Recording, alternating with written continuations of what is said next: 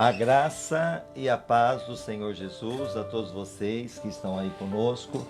Queremos agradecer porque hoje é dia 22 de junho de 2020.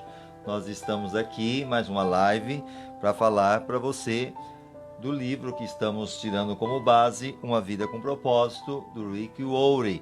Gostaria que você estivesse aí compartilhando, curtindo, comentando, até mesmo para que possamos glorificar o nome do nosso Deus, em nome de Jesus. Que você esteja aí neste momento louvando ao Senhor por mais um dia, porque Ele tem nos concedido essa graça de estarmos vivos. Quantos já não estão mais entre nós? Então, temos só gratidão.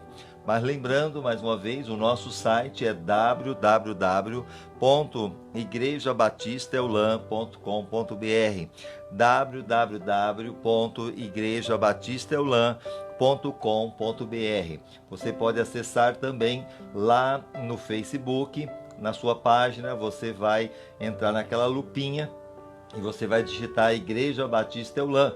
Quando a nossa página aparecer, você curta. Todas as vezes que nós estivermos algum trabalho, com certeza será ali notificado a você. Até se você procurar ali ativar notificação, isso também é importante. Você também pode estar indo no YouTube, Igreja Batista Eulan, curta a nossa página, também no Instagram.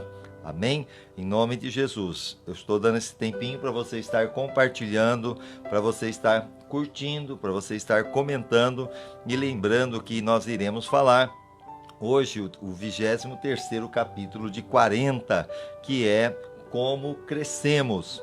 Amém? Esse é o objetivo da palavra que iremos trazer hoje para você.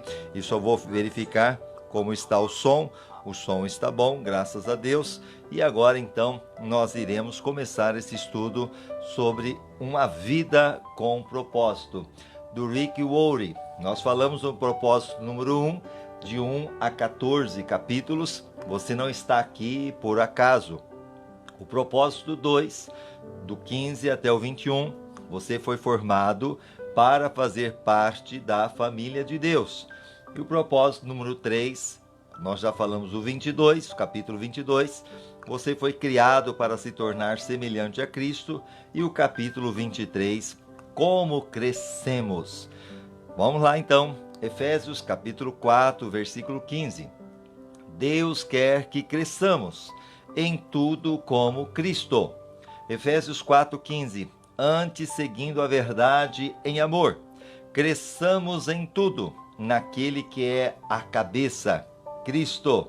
Então é o que ele está dizendo aqui em Efésios, Paulo dizendo, o apóstolo Paulo, que nós devemos crescer em tudo, principalmente no direcionamento, no amor, na graça que vem daquele que faz parte da cabeça e nós do contexto do corpo, lembrando que Cristo é o cabeça. O propósito disposto para nós não é que continuemos como crianças. Então, lembrando que nós estamos vivendo aí uma vida cristã. E nessa vida cristã, é claro que muitos, ao encontrarem a Cristo, de se converterem, nascerem de novo, conforme Jesus mesmo disse a Nicodemo, você precisa nascer de novo. E esse nascer de novo aconteceu quando você ouve a palavra, você reconhece que você é um pecador, que está separado de Deus, está perdido, mas que Deus te ama. E através desse amor enviou o seu único filho para que você, através da fé, viesse a receber esse presente que ele deu, Jesus, para a humanidade, inclusive você. E quando você entende isso, você se arrepende dos seus pecados e você agora recebe esse presente no seu coração através da conversão, através de convidar Jesus para entrar no seu coração. E quando isso acontece, verdadeiramente Jesus entra no seu coração, te perdoa, te purifica, escreve o seu nome no livro da vida e concede a você a vida eterna. Mas ali é apenas o princípio, você nasceu de novo. Lembrando que aqui na terra, para mostrar que você nasceu verdadeiramente, você precisa ser registrado no cartório. E quando acontece esse registro no cartório, não adianta ali antes do nascimento a mãe chegar de 9 meses e dizer para o escrivão: olha, eu vim aqui registrar o meu filho ou a minha filha. O escrivão vai dizer: mas ainda não nasceu. Ainda que a mãe possa dizer: não, põe a mão aqui na barriga, olha aqui o pezinho, olha aqui a cabeça, está mexendo. Ainda que ela possa dizer: olha, está aqui, então eu vim registrar. Não haverá registro se não nascer. Só depois do nascimento que então é registrado isto aqui na terra. Também não é diferente em relação ao registro lá na glória, lá no céu. Nós temos um livro chamado Livro da Vida, Apocalipse 20:15. E aquele que não foi achado escrito no livro da vida foi lançado no lago de fogo. E como que o meu nome está escrito então neste livro da vida? Quando eu nasço de novo, é o que Jesus disse para Nicodemos, através de uma conversão genuína, através de uma entrega, através de uma transformação, quando eu entendo que Jesus é o único suficiente Salvador, e ele então agora é convidado para entrar no meu coração através de um arrependimento que eu realmente demonstro. E agora Jesus entra no meu coração e faz morada eterna. E neste momento, então, a Bíblia fala que eu venho a nascer de novo. Quando agora acontece de nascer de novo, ainda que eu possa, antes desse novo nascimento no mundo espiritual, eu posso dizer: olha, eu não mato, não roubo, não fumo, não faço mal para ninguém. Não adianta. Mesmo que a pessoa possa dizer: eu tenho Jesus. A prostituta também fala que tem Jesus, mas continua na prostituição. O ladrão fala que tem Jesus, continua roubando. Ter Jesus é uma transformação completa. Então, quando a pessoa tem Jesus, ela é transformada. E neste momento, o nome dela é escrito no livro da vida. Mas ela nasceu de novo, ela é uma recém-nascida no mundo espiritual. Mas ela precisa crescer agora nesse mundo que o Senhor tem para ela, que é desenvolvendo, porque ela faz parte da família de Deus e é para toda a eternidade. Por isso que ele está dizendo: como crescemos? É necessário crescer. Como aqui nós vimos, Deus quer que cresçamos. O propósito disposto para nós não é que continuemos como crianças. Olha Efésios 4,14. Para que não mais sejamos meninos inconstantes, levados ao redor por todo vento de doutrina, pela fraudulência dos homens, pela astúcia tendente à maquinação do erro. Então ele está dizendo que nós não sejamos meninos inconstantes, porque quando a gente era criança, nós tínhamos as brincadeiras de criança, o jeito de criança, mas com o tempo esse jeito vai ficando para trás, porque vamos ficando adulto, e aí o nosso jeito, até nossas amizades, a nossa maneira de ser, vai tendo mudanças. E é assim também na vida cristã. Deus quer que você cresça, presta bem atenção, Deus quer que você cresça, que venha crescer. O objetivo do Pai Celestial é que você amadureça e desenvolva as características de Jesus Cristo. Então, voltando na questão de crescer, quando um pai ou uma mãe tem ali o seu filho, se ele realmente começa ali a desenvolver, mas chega um momento que ele para de crescer, o pai e a mãe, ainda que gostaria que aquela criança continuasse criança, né, porque é gostoso, mas quando a gente percebe que não está tendo crescimento, nós automaticamente já ficamos preocupados, porque o natural é o crescimento. Quando não há esse crescimento, nós nos preocupamos. E não é por menos. Então, voltando aqui, Deus também quer que nós cresçamos, amadurecemos e desenvolvemos a característica de quem? De Jesus Cristo. Lamentavelmente, milhões de cristãos envelhecem, mas nunca crescem. Não há um crescimento. Emperram numa perpétua infância espiritual, permanecendo de fraldas e sapatinhos de crochê. É assim que acontece, não é verdade? Um recém-nascido precisa de fralda e precisa também, muitas vezes, de sapatinho de crochê. O motivo é que nunca pretenderam crescer. Então, esses cristãos, nunca pretenderam crescer. Você vai ver, passa anos e anos e estão lá, imaturos na fé. Crescimento espiritual não é algo automático. É necessário que haja um compromisso voluntário. Você deve querer crescer, ok? Decidir crescer, fazer um esforço para crescer e persistir em crescer. O discipulado, o processo de se tornar semelhante a Cristo, sempre começa com uma decisão. Jesus nos chama e nós respondemos. Quando Jesus nos chama, ele diz: venha, seja meu discípulo. Porque Jesus lhe disse em lá Mateus, aqui em Mateus 9, versículo 9. Partindo Jesus dali, viu sentado na coletoria um homem chamado Mateus e disse-lhe: segue-me. E ele levantou-se e o seguiu. Então só aconteceu agora ali o discipulado, o ser discípulo de Jesus, quando Jesus chamou e ao mesmo tempo Mateus atendeu aquele chamado, se levantou e segue a Jesus. Então na nossa vida não é diferente. Quando nós ouvimos a palavra gerou fé em nosso coração e nós entendemos o chamado de Deus e primeiramente entendemos a nossa real situação longe de Deus, destituídos de Deus, e agora Jesus sendo o Salvador e nós nos entregamos a Ele através de uma conversão genuína. Isso é o primeiro passo. Mas agora na caminhada cristã há vários passos ainda a serem tomados. Quando os primeiros discípulos escolheram seguir a Jesus, não compreendiam todas as implicações da decisão que haviam tomado.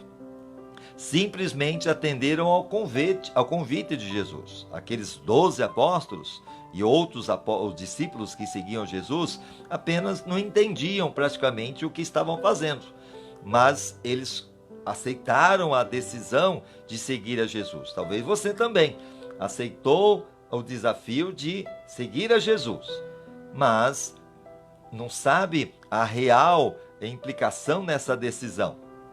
Por isso que o tempo vai sim lhe ajudando a entender isso. Simplesmente atender ao convite de Jesus. Isso é tudo de que você precisa para começar. Decidir tornar-se um discípulo. Nada molda mais sua vida que os compromissos que você escolhe fazer. Seus compromissos podem desenvolvê-lo ou destruí-lo, mas de qualquer forma serão determinados para você. Diga-me com que você está comprometido e eu lhe direi aonde você estará em 20 anos. Vou repetir. Diga-me com que você está comprometido hoje e eu lhe direi aonde você estará em 20 anos. Tornamo-nos aquilo com que estamos comprometidos. O que você está comprometido hoje? Qual é a tua visão nos dias de hoje? É nesse estágio do comprometimento que a maioria das pessoas perde o propósito de Deus para a vida delas. Muitos têm medo de se comprometer com qualquer coisa e simplesmente ficam vagando pela vida. Outros assumem compromissos superficiais, como valores conflitantes, o que leva à frustração e à mediocridade. Outros se comprometem inteiramente com objetivos seculares, como enriquecer ou ficar famoso, e acabam desapontados e amargos. Toda escolha tem consequências eternas. Vou repetir. Toda escolha que é feita aqui vai ter consequência não somente aqui, mas será para a eternidade. Logo, então, é melhor que você escolha sabiamente. E Pedro adverte o seguinte: e assim, já que tudo ao nosso redor se derreterá, que vidas santas e piedosas nós devemos viver. Voltando aqui em 2 Pedro 3,11, a parte original. Ora, uma vez que todas estas coisas hão de ser assim dissolvidas, que pessoas não deveis ser em santidade e piedade? Pedro está dizendo que um dia, tudo isso que nós estamos aqui admiramos, a Bíblia fala que está reservado para o fogo do último dia. Nós estamos vivendo tempos difíceis, de pandemia. Quem de nós que imaginávamos nessa geração que passaríamos o que estamos passando? É um desafio, mas ao mesmo tempo, a Bíblia já nos advertia sobre isso, que iria acontecer. Mas também ela nos fala do futuro, principalmente para aqueles que não temem a Deus, para aqueles que não buscam a Deus, que virá um tempo muito grande ainda de tribulação, de angústia sobre a face da terra. E a terra, inclusive, vai ser passada pelo fogo. E ele está dizendo, olha, então se vai passar pelo fogo, ele está dizendo, uma vez que todas essas coisas hão de ser assim dissolvidas, que pessoas não deveis ser em santidade e piedade. Ou seja, eu preciso, porque é em relação à eternidade. Tudo que eu faço, toda a minha escolha, tem consequências, então, eternas. A parte de Deus e a sua parte. Então, nós vamos falar agora sobre a parte de Deus nesse crescimento e a minha parte. Tornar-se semelhante a Cristo é o resultado de fazer escolhas em conformidade com Ele, dependendo de seu Espírito para ajudá-lo. Nós temos o Espírito Santo, ok? Que nos ajuda a consumar essas escolhas. Uma vez que tenha decidido seriamente se tornar semelhante a Cristo, você deve começar a agir de maneira diferente. Vou repetir. Uma vez que tenha decidido seriamente se tornar semelhante a Cristo, você deve começar a agir de maneira diferente. Você precisará se livrar de alguns procedimentos antigos, desenvolver novos hábitos e intencionalmente mudar sua forma de pensar. Esteja certo de que o Espírito Santo ajudará nessas mudanças. Você não está sozinho nessa batalha. O Espírito Santo vai te ajudar. A Bíblia diz: ponham em ação a salvação de vocês, com temor e tremor, pois é Deus quem efetua em vocês tanto querer quanto realizar. Em outras versões fala efetuar, de acordo com a boa vontade dele. Esse versículo mostra as duas partes do crescimento espiritual. Então ele diz, ponha em ação e efetua em vocês. Então é colocar em ação e efetuar em nós. E põe em ação é o nosso dever. E efetuar em vocês é o papel de Deus. Então vou repetir. Dentro desse trabalhar do crescimento tem a parte de Deus e tem a parte nossa. A parte nossa é colocar em ação o nosso dever para sermos semelhantes a Cristo. E a parte de Deus é o papel que Deus vai efetuar na minha vida e na tua vida. Filipenses 2, do 12 ao 13. De sorte que, meus amados, do modo como sempre obedeceste, não com a minha presença somente, mas muito mais agora na minha ausência, efetuai a vossa salvação, com temor e tremor. Então, entendendo que eu tenho que ter temor. Temor não é questão de ter medo. Deus não quer que nós chegamos a Ele por medo, medo do inferno, medo de saber que Ele é um Deus tão poderoso. Não, esse medo aí está se relacionando a ter medo sim, mas no sentido de perder o quê? A presença de Deus. Se nós não ficarmos naquilo que Deus quer que façamos, Deus não vai ter compromisso comigo. E por Ele não ter compromisso comigo, o perderemos. Então esse temor é temor de perder a presença de Deus. Eu não quero perder a presença de Deus. O Espírito Santo na Bíblia, ele é comparado como uma pomba. E ela é sensível. E a Bíblia fala assim, não entristeçais o Espírito Santo. E ele fala ainda com tremor. Temor no sentido que eu preciso trabalhar em cima disso para que eu não me afaste de Deus. Porque Deus é o que opera em vós, tanto o querer como o efetuar. Então Deus que opera em nós, o querer e o efetuar, segundo a sua boa vontade. Então crescimento espiritual é um esforço de cooperação entre você e o Espírito Santo. E eu volto a repetir, eu e você temos o Espírito Santo de Deus. Ele habita em nós. O Espírito de Deus trabalha conosco. e não apenas em nós. Esse versículo direcionado aos cristãos não é sobre como ser salvo, mas sobre como crescer. Não trata de trabalhar pela salvação, porque você não pode somar nada ao que Jesus já realizou. Ele já nos salvou. Quando põe em ação seu corpo, você exercita para desenvolvê-lo, não para conseguir um corpo. Quando põe em ação sua mente para resolver um quebra-cabeça, você já possui todas as peças. Sua tarefa é apenas juntá-las. Fazendeiros trabalham a terra não para obter, mas para desenvolver o que já possui. Deus lhe deu então uma nova vida. Agora você é responsável para desenvolvê-la, com temor e tremor. E isso significa levar seu crescimento espiritual a sério. Quando as pessoas são desleixadas com seu crescimento espiritual, isso demonstra que não compreende as implicações eternas. Como vimos no capítulo 4, se você não assistiu essas lives por completo, lembrando que nós estamos falando 23 capítulos já, são 40, do livro Uma Vida com Propósito, do Rick Warren. E se você quiser pegar desde o começo, está tudo gravado. Você pode entrar no nosso site www.igrejabatistaeulan.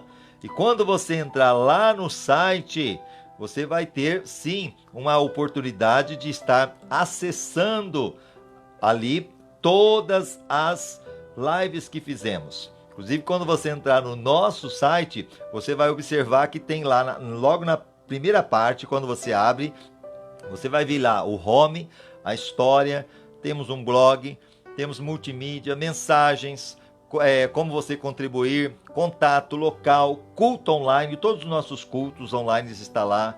Facebook, se você clicar também você consegue acessar pelo Facebook ali. Orações online e aí sim, séries edificação. Nessas séries de edificação você vai clicar e você vai ter todas as páginas com todas essas lives que nós fizemos de todos os capítulos, Uma Vida com Propósito. Então, o capítulo 4, lembrando, nós estamos falando 23, nós falamos sobre criado para ser eterno. E o capítulo 5, enxergando a vida do ponto de vista de Deus, que Deus nos colocou aqui até nos testando para ver como vamos proceder. Alterando o seu piloto automático. Você já trabalhou numa empresa que alguma máquina teve aí o piloto automático? Ou talvez você já viu o avião, que os pilotos, desenvolvem ali toda a ação e quando estão lá em cima, eles colocam no piloto automático e ficam tranquilos. Alguns até no carro têm essa possibilidade de colocar no piloto automático a velocidade, ela não passa daquela velocidade que foi colocada. Então agora, alterando o seu piloto automático. Para mudar a sua vida, você deve mudar sua forma de pensar. Por trás de tudo que você faz, há um pensamento. Todo comportamento é motivado por uma crença. E toda ação é estimulada por uma atitude. Deus revelou isso milhares de anos antes de os psicólogos terem essa compreensão. Tenha cuidado com o que você pensa, pois a sua vida é dirigida pelos seus pensamentos. Olha Provérbios 4, 23. Guarda com toda diligência o teu coração, porque dele procedem as fontes da vida. Aí em relação ao coração também está falando da nossa mente, nosso raciocínio, porque desse pensamento, desse coração procede a fonte da vida. Imagine-se viajando em uma lancha, em um lago, com um piloto automático ajustado para o leste. Se você decidir dar a volta e rumar para o oeste, haverá duas formas possíveis, lembrando que está no piloto automático, de mudar a direção desse barco. Uma forma é agarrar a roda do leme. O leme é aquele que faz virar, ali o barco. E forçá-la fisicamente e rumar para o lado oposto de ajuste do piloto automático. Com pura e simples força de vontade, você poderia vencer o piloto automático, mas sentiria constantemente uma resistência, porque o piloto automático vai estar mostrando que deve ir para uma direção e você quer ir para outra, mas você tem que fazer muita força para lutar até contra o piloto automático. Você poderia vencer o piloto automático, mas sentiria constantemente uma resistência. Seus braços acabariam por se cansar do esforço. Você soltaria a roda do leme e a lancha instantaneamente voltaria a rumar para o leste, da forma que estava programada. Então, quer dizer, ainda que você pudesse fazer todo esse esforço, você, com certeza, seus braços acabariam por se cansar do esforço. E aí, ao soltar o leme, o que vai acontecer? A lancha instantaneamente vai voltar a rumar para o leste, porque está no automático. E é isso que acontece quando você tenta mudar a sua vida, com força de vontade. Você diz, vou me forçar para comer menos. Vou me esforçar para fazer mais exercício. Vou me esforçar deixar de me atrasar. Vou me esforçar de ser desorganizado ou desorganizada. Sim, a força de vontade pode produzir mudanças em curto prazo. Talvez até para deixar o cigarro, para deixar a bebida, a prostituição, vou me esforçar. Mas cria uma pressão interna constante porque você não lidou com a causa básica. A mudança não é natural, então você acaba por desistir. Porque toda vez que você quer sair, o piloto automático, entre aspas, te tenta levar para o caminho errado de novo. Então você sai da dieta, deixa de se exercitar, você rapidamente torna aos padrões anteriores e até mesmo para o pecado. Há uma forma melhor e mais rápida. Altere o ajuste do piloto automático. Sua forma de pensar. Então, no momento que você alterar ali o piloto automático, a maneira de pensar, vê que você colocar ali, olha, eu quero ir para o leste, não quero mais para o leste, quero para o oeste, e assim, pensar dessa forma fica mais fácil. Olha o que a Bíblia diz. Deixem que Deus os transforme em nova pessoa, mudando a maneira de vocês pensarem. Romanos 12, 2. E não vos conformeis a este mundo, mas transformai-vos pela renovação da vossa mente, para que experimentais qual seja a boa, agradável e perfeita vontade de Deus. O seu primeiro passo em direção ao crescimento espiritual é começar a mudar sua forma de pensar. Então, a sua mente tem que ser trabalhada. Toda mudança deve sempre ocorrer primeiro na mente, a batalha da mente. Sua forma de pensar determina a sua forma de sentir. E o que você sente influencia sua forma de agir.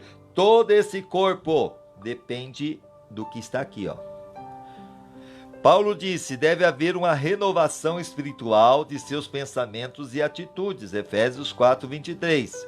A vos renovar no espírito da vossa mente. Para ser semelhante a Cristo, você deve desenvolver a mente de Cristo.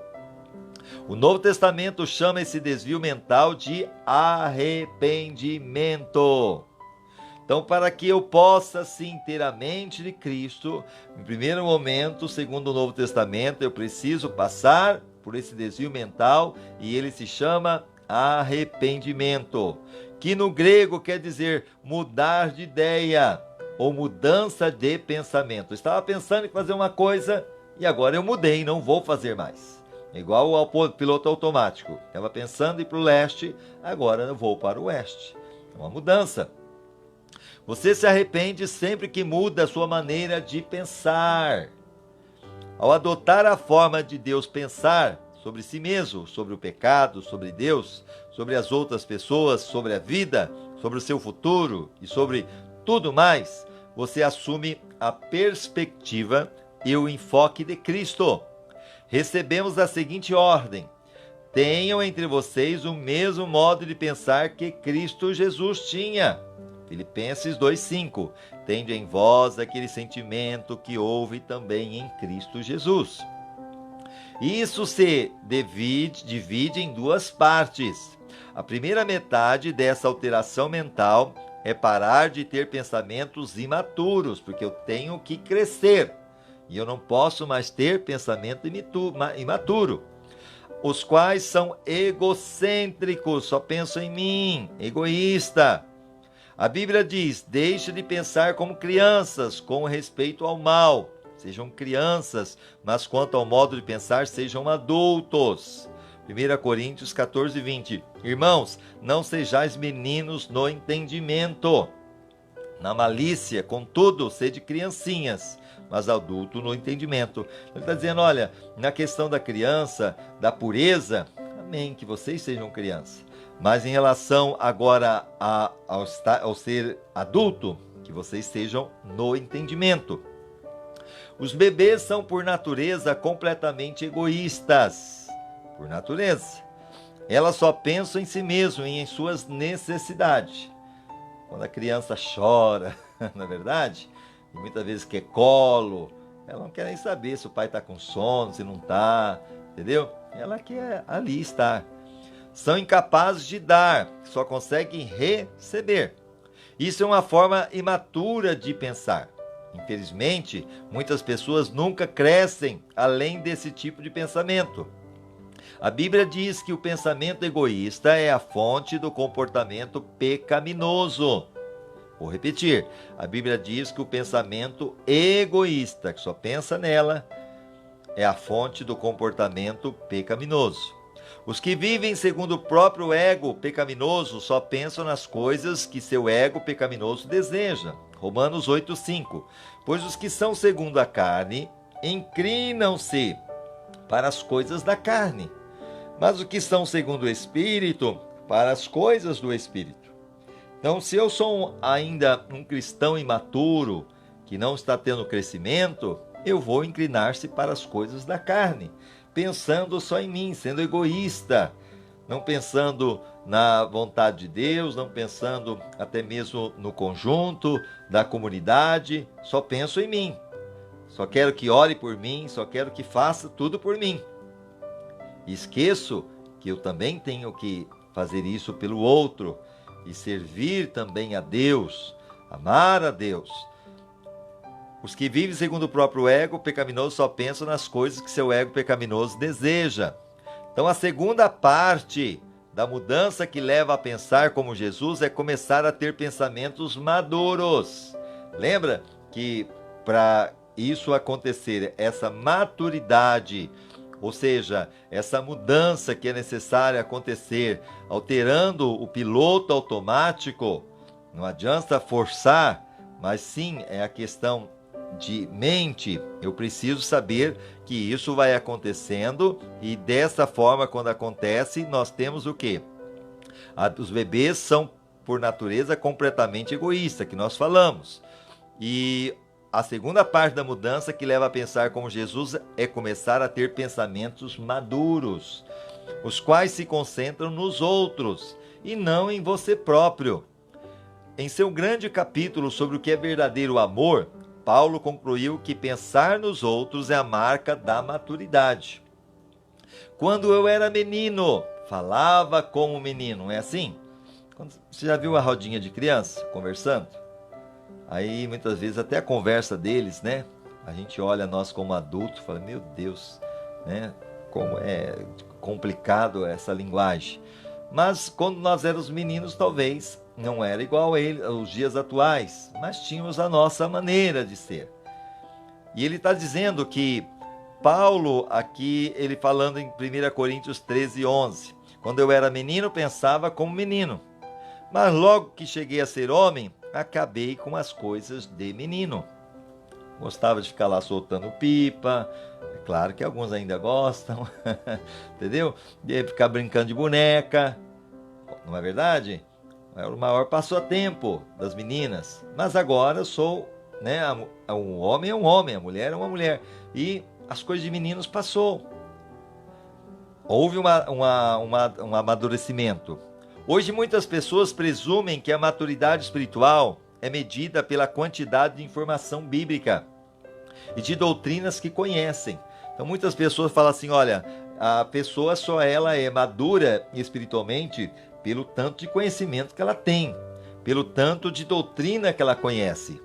Embora conhecimento seja uma das dimensões da maturidade, isso não é toda a história. Porque lembrando que o diabo conhece a Bíblia até melhor do que eu. Ele conhece toda a Bíblia e todo o conhecimento que adiantou. Ele continua caído.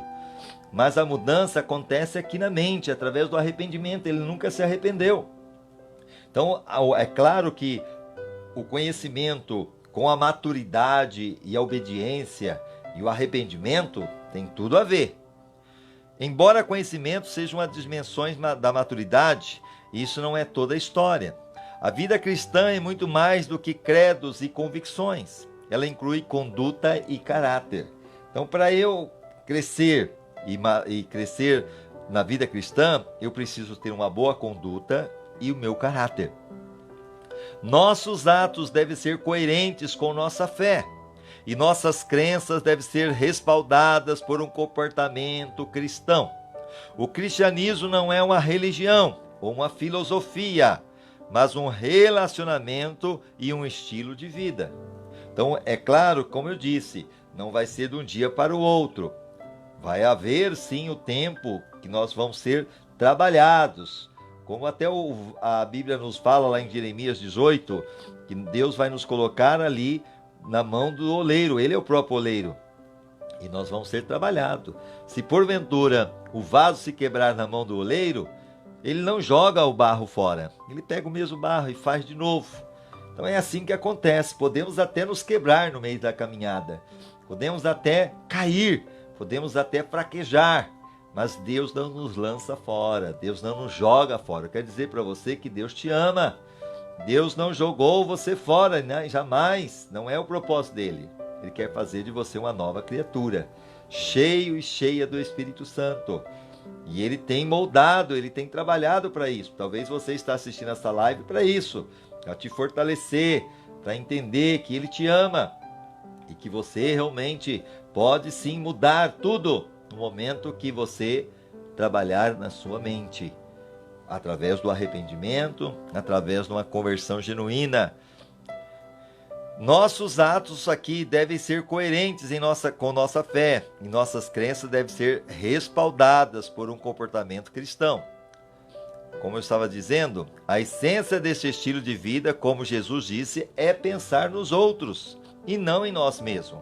A Bíblia diz, devemos pensar no bem deles e tentar ajudá-los, fazendo coisas que agradam a eles. E nem mesmo Cristo tentou agradar a si mesmo. Romanos 15, 2 e 3.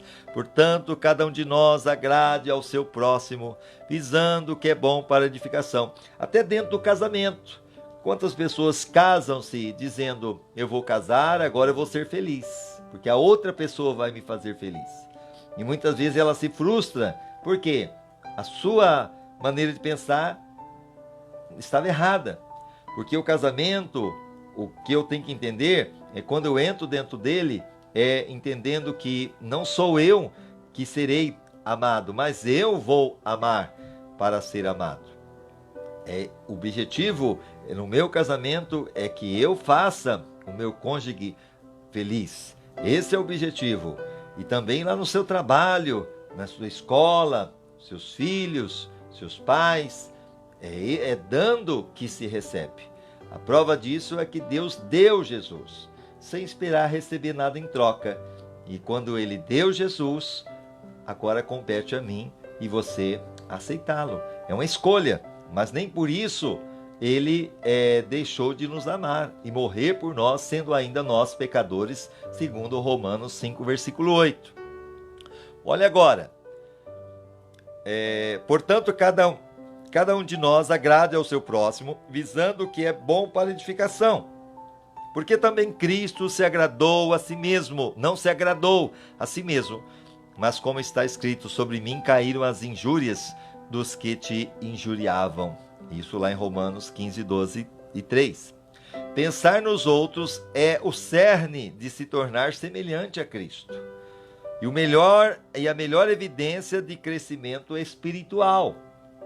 Quando eu estou aqui pregando, é claro que eu estou pensando primeiramente em agradar a Deus e dar glória a Ele. Mas ao mesmo tempo estou pensando em você que está me assistindo. Poderia muito bem estar descansando agora, poderia estar lá, né, sem preocupação nenhuma, como muitos estão fazendo, apenas uma live por semana, 2 lives. Mas dentro do contexto, nós estamos aí fazendo a live da oração de segunda a sexta, estamos fazendo também as lives da vida com propósito também de segunda a sexta, culto na quinta, domingo de manhã, e tudo isso é trabalhoso, é custoso. E muitas vezes nós ainda vamos dormir tarde e acordamos cedo, mas o objetivo é pensando em você. Para que você se fortaleça nesse tempo de pandemia, para que você não fique sem alimento espiritual, para que você não morra espiritualmente, para que você tenha força de vencer o desânimo, a angústia, a tristeza, a opressão, que você tenha força de estar realmente conquistando aquilo que Deus tem para a tua vida, alcançando a fé que move a mão de Deus. Voltando, pensar nos outros é o cerne de se tornar semelhante a Cristo e a melhor evidência do crescimento espiritual. Esse tipo de pensamento não é natural, é contracultural, raro e árduo. Não é todo mundo que pensa assim, mas quem que consegue pensar assim? Aquele que já está maduro espiritualmente. Felizmente temos ajuda. Deus nos deu o seu Espírito, Espírito Santo. Por isso não pensamos da mesma forma que as pessoas deste mundo. 1 Coríntios 2,12. Ora, nós não temos recebido o Espírito do mundo, mas sim o Espírito que provém de Deus, a fim de compreendermos as coisas que nos foram dadas gratuitamente por Deus. Para nós, a salvação é gratuita, não precisamos pagar nada. Mas para Deus foi um alto preço. Ele teve que dar o seu único filho. Para Jesus também não foi fácil, ele teve que morrer na cruz. Então, que possamos valorizar aquilo que Deus fez por mim, por você e pela humanidade. Alguns capítulos adiante veremos as ferramentas que o Espírito Santo usa para nos ajudar a crescer. Então, nos próximos capítulos, nós vamos falar ainda sobre as ferramentas que o Espírito Santo nos dá. E eu até desafio a você, nós pregamos domingo, quinta-feira passada, a caixa de ferramenta de Deus. Muita coisa boa que nós falamos lá no culto de quinta-feira passada. Também falamos agora, nesse domingo, falando sim sobre a questão como enfrentar os tempos difíceis, a parte 1. Iremos falar quinta-feira a parte 2. Então tem muita coisa boa para você meditar, para você crescer, se fortalecer. E assim encerramos o 23º dia, pensando sobre o meu propósito. Um item para reflexão. Nunca é muito tarde para começar a crescer. Um versículo para memorizar. Nós temos Romanos, capítulo 12, versículo 12. Não vivam como vivem as pessoas deste mundo, mas deixe que Deus o transforme por meio de uma completa mudança na mente de vocês.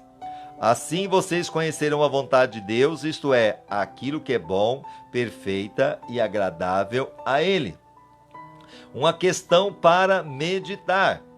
Em que área preciso parar de pensar do meu jeito e começar a pensar do jeito de Deus? Vou repetir. Em que área preciso parar de pensar do meu jeito e começar a pensar do jeito de Deus? Que nós vamos orar agora em nome de Jesus e que você possa estar aí meditando e aprendendo sobre tudo que nós falamos no dia de hoje, em nome de Jesus, porque é necessário crescermos espiritualmente. Esta é a vontade de Deus. Como diz aqui Romanos 12:2, e não vos conformeis a este mundo, mas transformai-vos pela renovação da mente, para que experimentais qual seja a boa, agradável e perfeita vontade de Deus. Vamos orar? Pai amado, Pai bendito, nós te louvamos, te agradecemos por mais esse capítulo. Ó Deus, esse capítulo que nos chamou a atenção sobre, ó Deus, aquilo que nós precisamos sim estar fazendo, como crescemos. E que esse crescimento esteja acontecendo através da conversão que houve já em nossas vidas, e esse crescimento seja para, ó Deus, estarmos no centro da tua vontade, ainda que não seja a minha vontade. Porque estar no centro da tua vontade, ainda que não seja a minha vontade, é o melhor lugar para se estar, ainda que seja o olho do furacão. Então que esta pessoa possa estar fazendo como o próprio Jesus, lá no Getsemane, orou: Senhor, se possível for, passa de mim esse cálice, mas todavia seja feita a tua vontade. Que a tua vontade prevaleça na vida desta pessoa que está orando comigo. Que haja cura, restauração, libertação e o controle da vida dela, Senhor. Ela possa agora mudar pelo renovar da mente, através de um arrependimento, de uma conversão, de uma entrega, ó Deus, de um amor ao próximo, e se estar sendo sim semelhante a Cristo através da direção do Espírito Santo. Caia por terra todo o mal e dá a tua paz, o teu refrigério e a tua presença neste coração. Em nome de Jesus. Amém e amém. Deus abençoe você, fique com Deus. Lembrando que se você assim puder fazer, nós temos sim a necessidade, não estamos tendo os nossos cultos aí presencial. E se você puder, nós precisamos sim da sua ajuda. Nós temos a conta no Banco Itaú, que está no nome da Igreja Batista Teulã, e você sim poderá ali, através da transferência ou do TET, fazer o seu depósito pelo código 341. A agência é 0144, agência 0144, a conta é 177-60-7 e o CNPJ 1646-275/1000 ao contrário, -40.